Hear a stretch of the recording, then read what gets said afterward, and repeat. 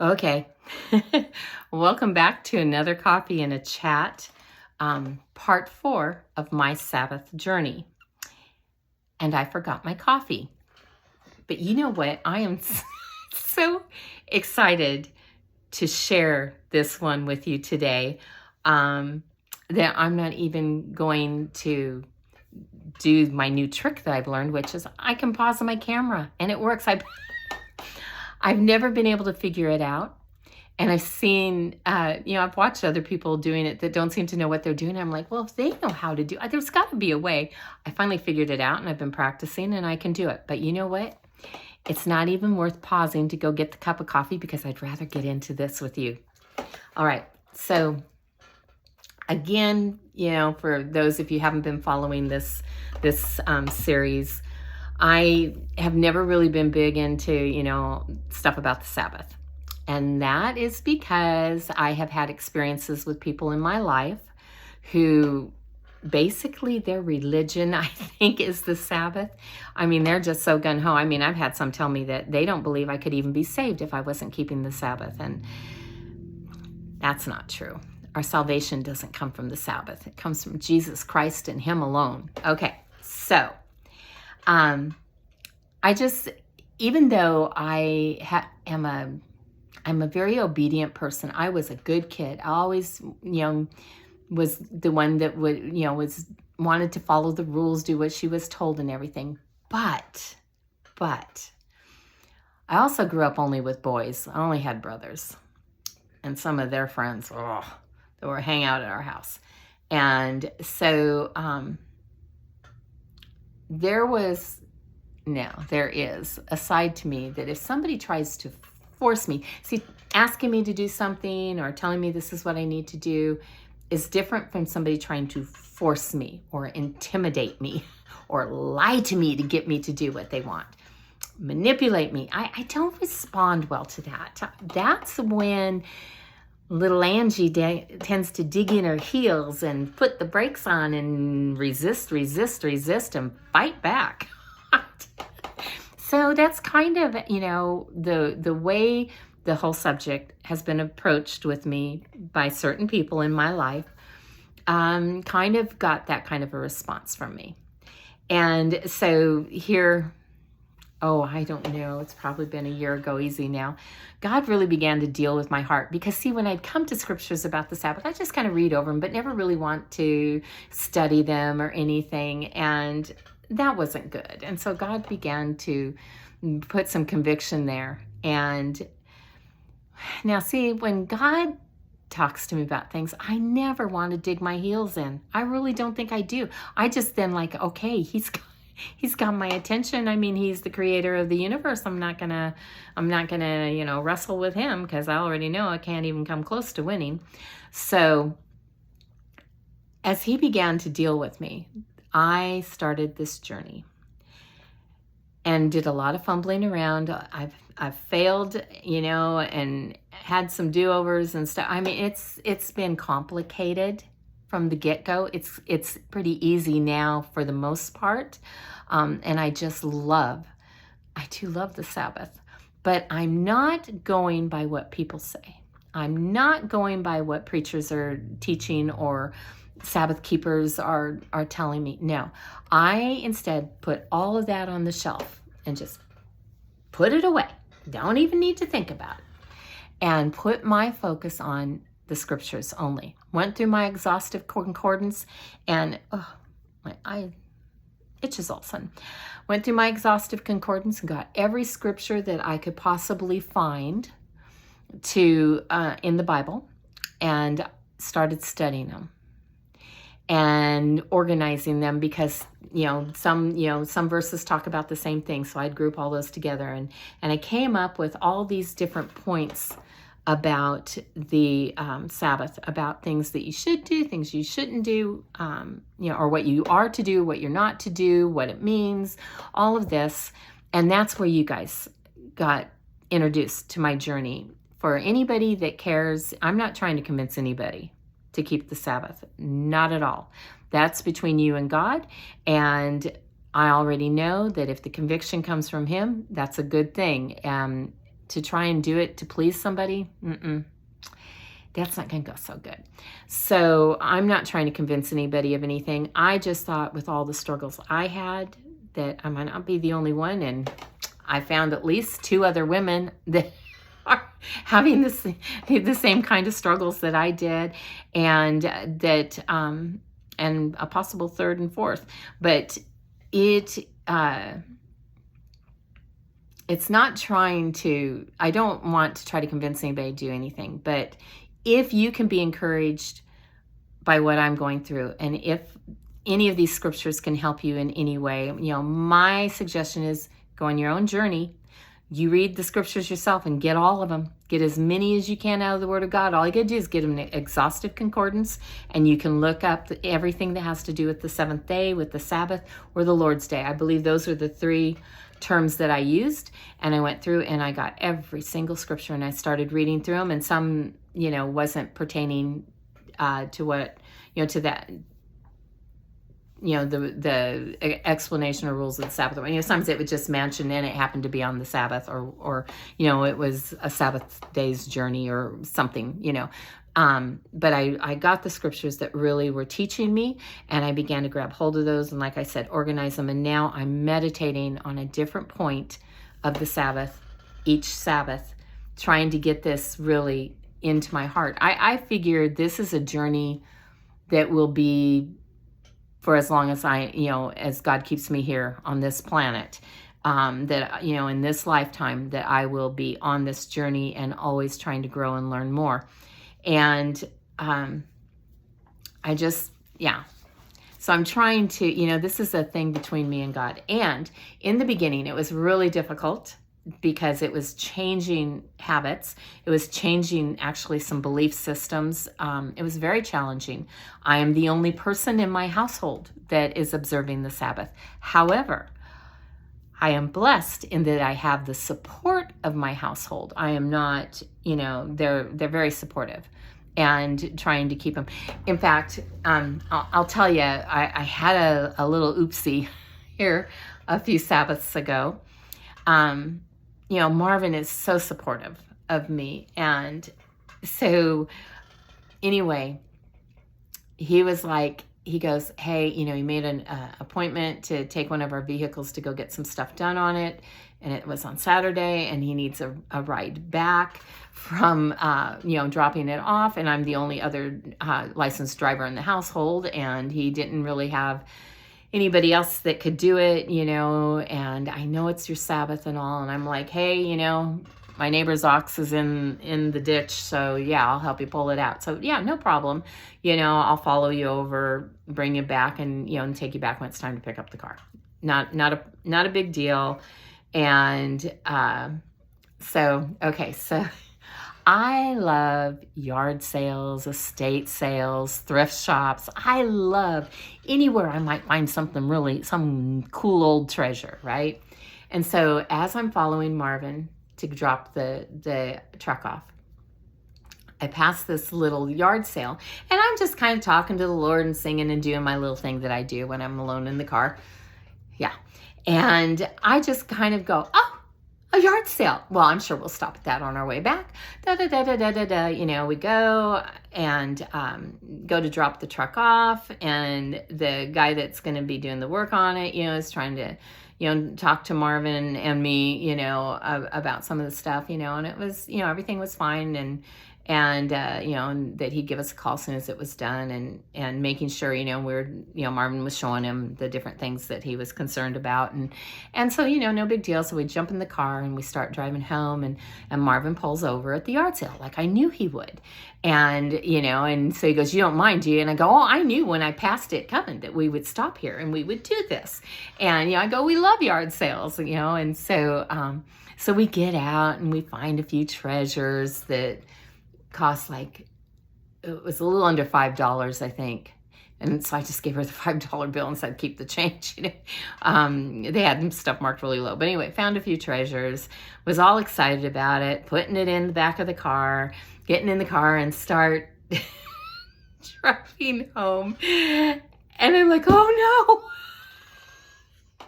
And Marvin's like, what? I go, I just broke the Sabbath because I'm not supposed to, buy or sell and on the Sabbath and, or make anybody work and blah, blah, blah. And then he's like, oh no. He goes, it's my fault. It's on me. I should have thought of that. So we're driving all the way home, beating ourselves up and saying, no, it's not your fault. No, it's my fault. No, it's, and oh my goodness. And then I started laughing because I'm like, I really don't think God's upset. I think he's going, oh, those kids. Well, they get sidetracked and distracted so easy. So I'm like, I repented and was laughing by the time we got home, but poor Marvin still was feeling bad. That's how much my husband supports me. And, and he sits and, like this one, I'm really excited about what I'm going to share today. And so I was talking to him about it and stuff and he's listening to me and he'll have a conversation with me about it and stuff. And which just helps me so much when I'm trying to process things and sort it out. So today is about, is it okay for me to do what I want to do on the Sabbath? Is it a day to do the things that give me pleasure? Because I'll tell you, just about everybody I know that's a Sabbath keeper that has ever tried to talk to me about this, plus there's some YouTube channels that I watch, and one is a lot about the Sabbath. I mean, that just is this guy's thing. So everything always comes back to the Sabbath. But I was watching him because so many other things he was sharing were interesting. Now, I do pay attention to what he says about the Sabbath, and I want to go, I don't agree with him on everything. And then there's another one I watch, and they're a Christian family, and they do observe the Sabbath, and she was talking about how she loves it because that's the day when she gets to do the things that she likes to do, and and to mess with her hobbies and stuff like that, and it's just so relaxing for her and everything. And so I hear a lot of people saying that. This kid somebody was saying something about the Sabbath, and this kid, this teenager is like, well, I want to keep the Sabbath so I don't have to, do any chores that day. I can just, sit in my room and play video games all day, and I'm like going, as I'm listening to this, because then I start talking to the videos, but I'm like, that's not what it's about. I know that's not what it's about. So, but is it okay to do our own thing? So, and you're going to probably hear some noise in the background. I'm not sure. There's a rainstorm that is coming and going right now. The sun's trying to come back out. Marvin's getting ready to go do a job. And so I can hear him. It sounds like he's on the phone with someone, probably who he's going to do the job for, trying to decide if he can do it, if it continues to rain. So I'm sure there's some noises that you will hear, but we're going to plug forward. So the scripture that I'm using, that is really the only one that really talks about this in depth like this, is Isaiah 58 verses 13 to 14, and this is what it says. If, because of the Sabbath, you turn your foot from doing your own pleasure on my, meaning God, he's the one talking, on my holy day, and call the Sabbath a delight, the holy day of the Lord honorable, and shall honor it, desisting from your own ways, from seeking your own pleasure and speaking your own word. Okay, so that's just verse 13. But I don't see it like a command, because it's like, if because of the Sabbath you turn your foot. I almost feel like, and I've gone over this and gone over this and gone over this, like maybe it is okay to do, your hobbies and the things you enjoy on, that give, and find your relaxation and rest in that. Maybe that is okay on the Sabbath. Maybe this is just God giving us some wisdom. And I'll tell you this, if God's given me wisdom, I'd rather listen to his wisdom than do what I want to do. So then there's this, what I see as a promise in verse 14. It says, then you will take delight in the Lord, and I will make you ride on the heights of the earth, and I will feed you with the heritage of Jacob your father, for the mouth of the Lord has spoken. So, like I said, where I stand right now, as I've been really trying to chew this thing up, is that I almost think that it is that there's a little bit of freedom on this one, and that, but, it's like, in Psalms it says that there are times when you have two choices in front of you, and they're both good. Okay, there's nothing wrong with either one of them. But God says to ask him, and he'll tell you which one's the best, because one of them is going to be better than the other. And if we ask him which is best, he'll tell us. And then, we have that option to take the best road. Okay, so I kind of almost think this might be one of those times where it's like, you know what? Maybe it is okay. Maybe I could do what I want to do on the Sabbath.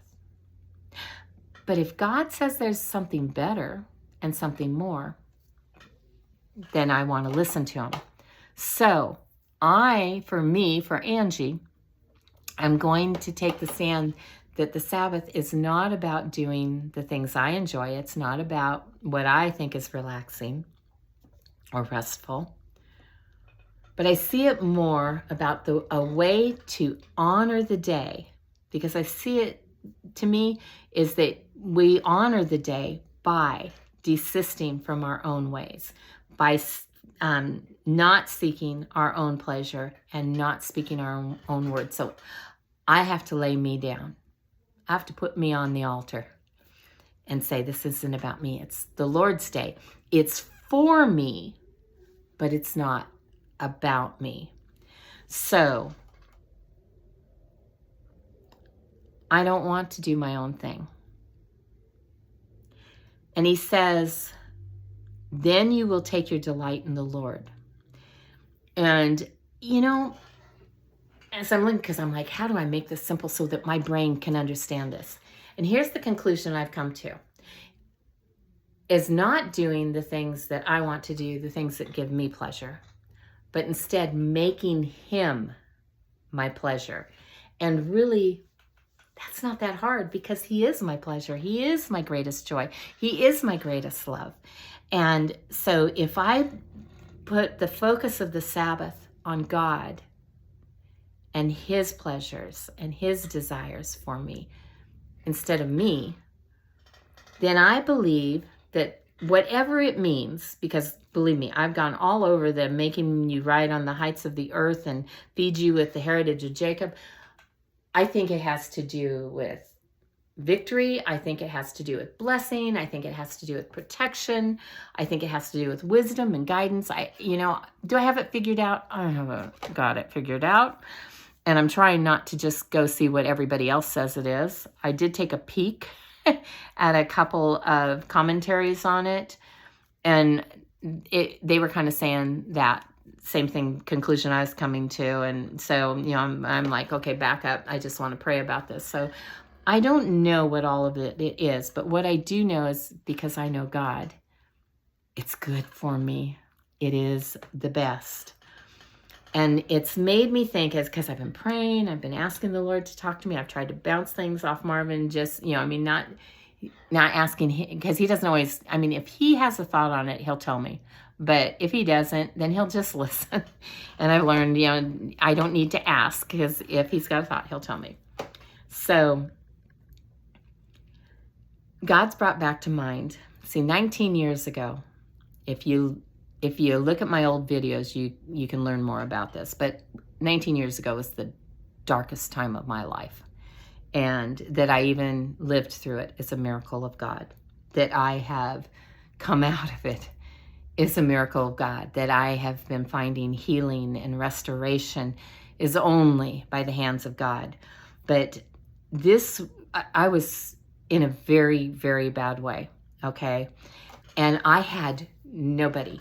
The stuff that was going on was so dark, so disturbing, so upsetting, so mind-blowing. I didn't have anybody I could talk to about it. And the man I was married to at the time was the cause of it.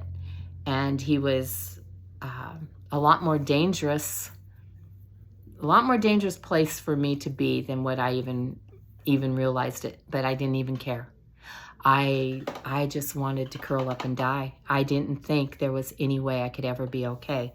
And there was a lot of fear, terror, not just fear, terror. And I was in my home. I could not leave my home. I was there all the time. Very seldom if I had to go to the doctor, then I would be out of the house to go to the doctor and then right back, and or to a counseling session or something. I mean, it was bad. So I was in my nest, which was my bed, and I was talking to the Lord, and He was talking to me. And He told me, He said, Angie, I am going to, here real soon, open some doors for you to minister. And when these opportunities come, you're going to want to say no. And I'm like, well, no, I can't minister. I can't even tie my own shoe most of the time. I'm in a bad way, Lord. And probably the best thing you could do is just strike me dead and get me out of here.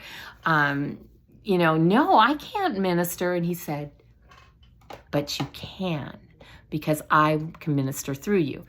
I know, don't worry about it. Whatever words you need, I will give them to you. I will take care of it. All I need you to do is say yes and be available. And every time you do that, I am going to work a little more healing in you. Well, you guys, if you're still with me, if you haven't clicked off going, oh my word, she's a fuddy-duddy. No, I'm human. And what I went through, a lot of you have been through similar things. I know you have.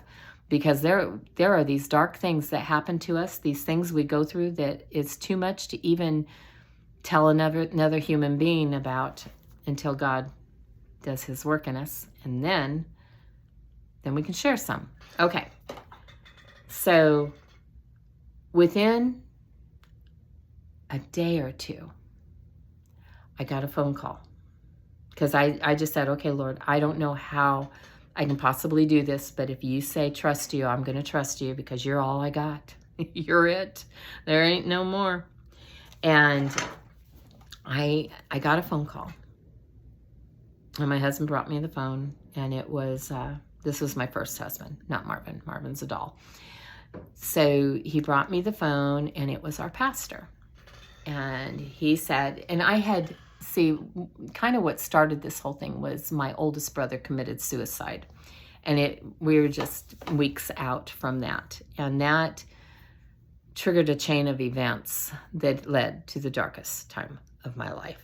And I learned secrets that I probably would have been just happy to have never known the truth about. But the truth will set you free. Praise God. So I'm thankful I learned the truth. Anyhow,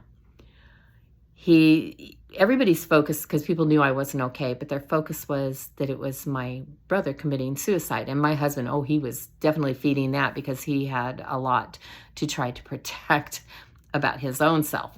So, he made sure the focus was there. So anyway, the pastor called and wanted to, and said, look, my wife said, don't call her. She is in such a bad way right now. She can't do this. Don't bother her. He goes, but I could not shake that I felt God kept telling me to call you. And I want to know, and this is like Thursday, okay? And he's like, I want to know if you would come to church Sunday and if you would share what God's doing in your life. And he goes, and I'm prepared that you're going to say no. I said, I'm going to say yes. He goes, you're going to say yes? I go, yep. I haven't even been out of the house.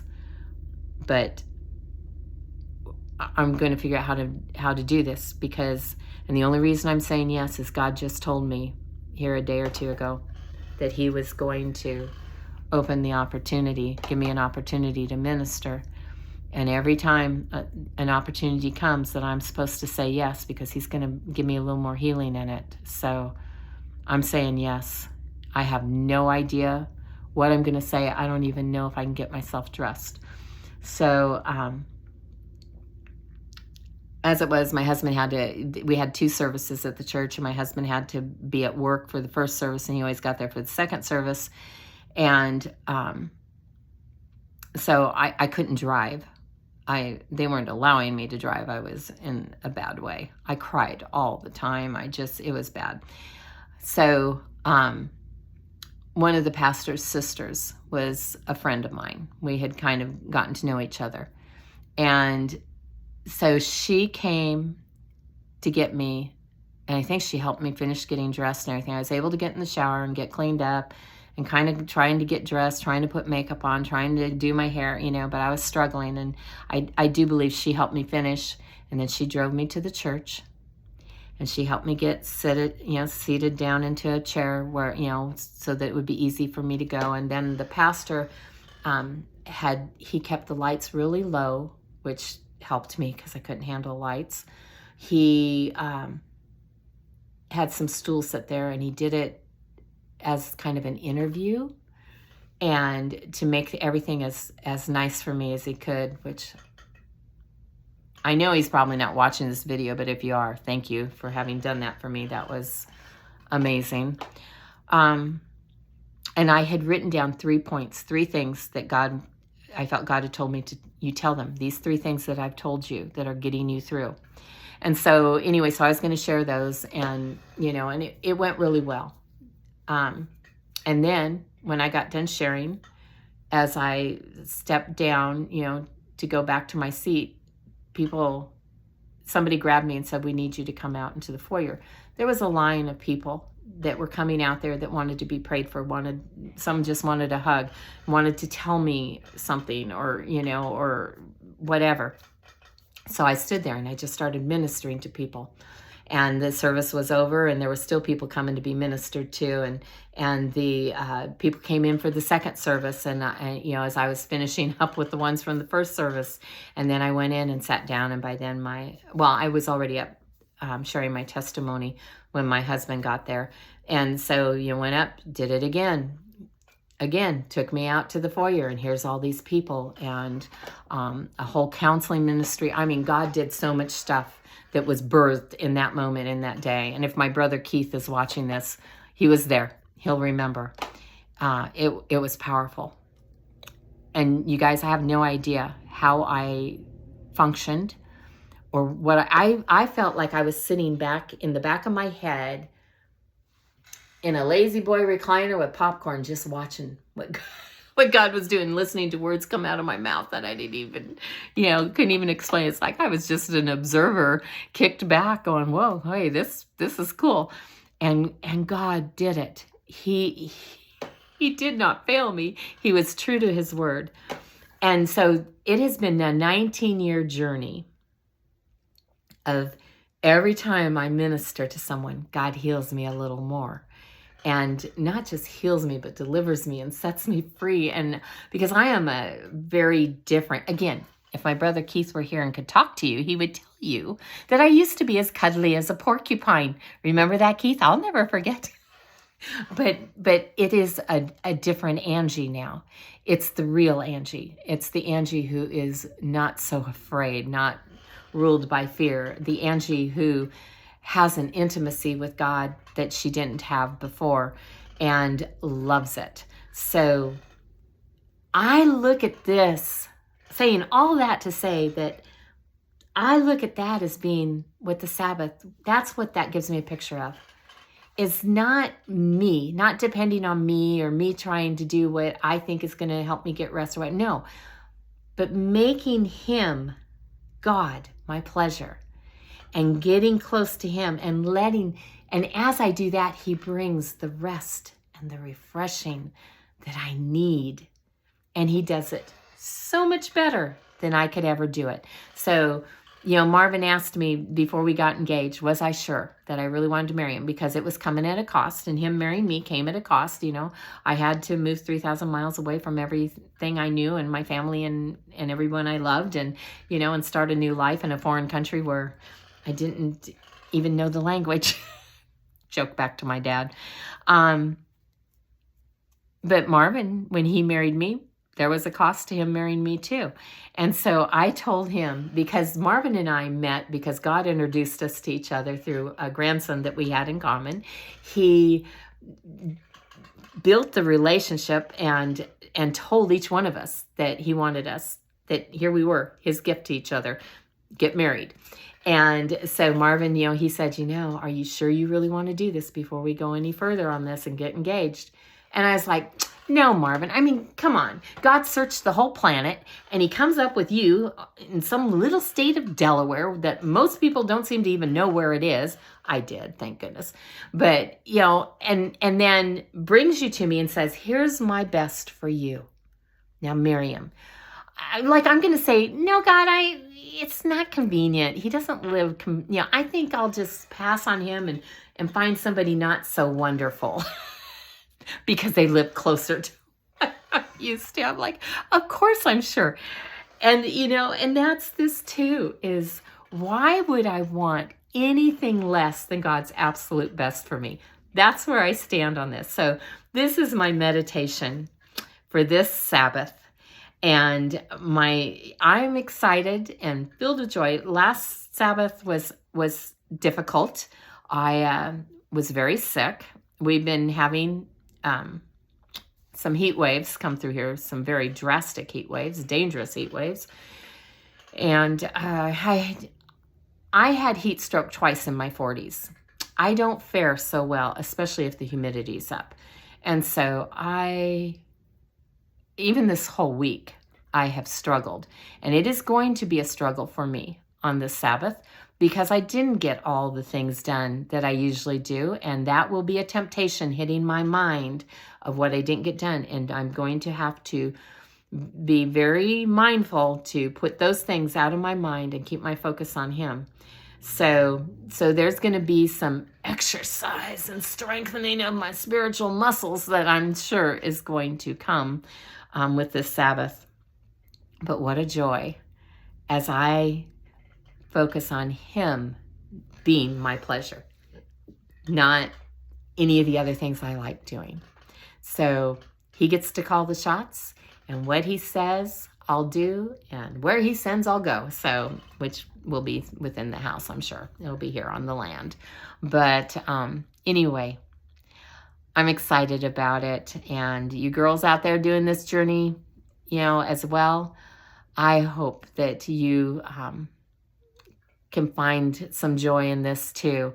And that even if you can just find a little drop of the excitement that I've gotten out of this, it'll be plenty. Trust me. I am just loving this and excited about it. So with that, because we're over a half hour again, good old Angie and her stories. Yak, yak, yak, I know. But that's okay. I talk a lot because God's given me something to say. So here we go. With that, I'm gonna say Shabbat Shalom Shalom. And I love you guys. And I hope that whatever you're doing this Saturday, whether you're observing Sabbath or whatever, that whatever you're doing, that you find the joy and the peace, the healing, whatever it is that you need from God, the provision, and that you are blessed. And those of you that are observing the Sabbath, I pray that it'll be an extra sweet one for you. And Cass, I just want to say hello to you and get it, and just mention you because you sent me a Sabbath song this week, and which I listened to and was so blessed by it. And actually, I've gone and followed and found some more of this woman's music, and was very simple. And I don't even know how you say her name. It almost looks like breath. Well, it is the word breath, but without the R. So anyway, so I think it's Beathe, and the last name Krueger, and I think she's German, but she does stuff in English. Anyway, I don't know, but her songs, anybody is interested, she's on YouTube. What a blessing. I've enjoyed just the simplicity. She has a unique voice that I enjoy. And she just kind of throws the scriptures in there, and it's cool. I love it. So Cass, I just wanted to thank you for doing that. That has added to my joy this week in studying and looking at things for the Sabbath. So you guys have an awesome day. I love you, and I'll be talking to you again real soon.